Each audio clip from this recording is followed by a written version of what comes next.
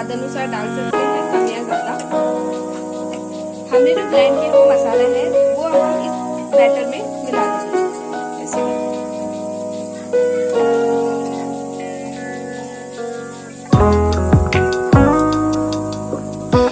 धीरे धीरे करके हाथ से हम इस बैटर को, मसाले को अच्छे से मिक्स बैटर को अच्छे से फेंट लेंगे ताकि इसमें बिल्कुल भी लम्स ना हो। हम बैटर की